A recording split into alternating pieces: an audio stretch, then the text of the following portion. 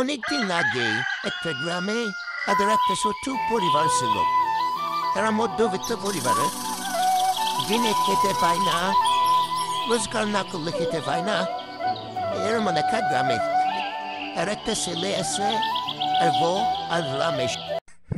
মা মা, বাবা কখন আসবে? আমার খিদে পেয়েছে, ভাত দাও। কখন আসবে বাবা? আমার খিদে পেয়েছে। কিছু কি রান্না করো নেই? সেই খিদে পেয়েছে মা, কিছু খেতে দেও। আমাদের অভাব কি সারা জীবনই থাকবে মা? হ্যাঁ বাবা, খেতে তো দিবই।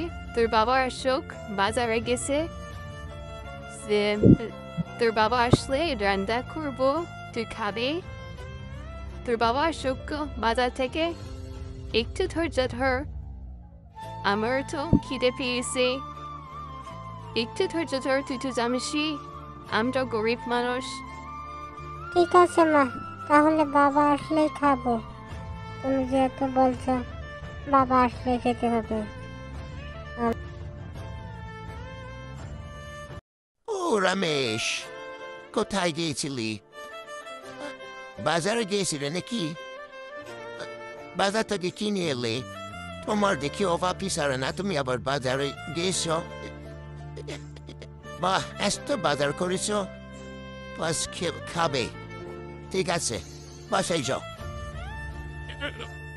কি আর বলবো তোকে, আমাদের গরিবের পেটে ভাত জোগাড় করতে কত যে মাটির কাম পায়ে ফেলতে হয়। আমরা গরিবেরাই জানি। তুই কি জানবি? তোদের মাটি সম্পত্তি সব আছে, আমাদের গরিবের কষ্ট কেউ বুঝে না। মা মা মা, বাজার থেকে বাবা এসে পড়েছে। রান্না করো তুমি। বাবা এসে পড়েছে, রান্না করো। কি গো, তোমার এত দেরি হলো কেন? বাজার করে নেই? ছেলেটা না খাইয়ে বসে আছে।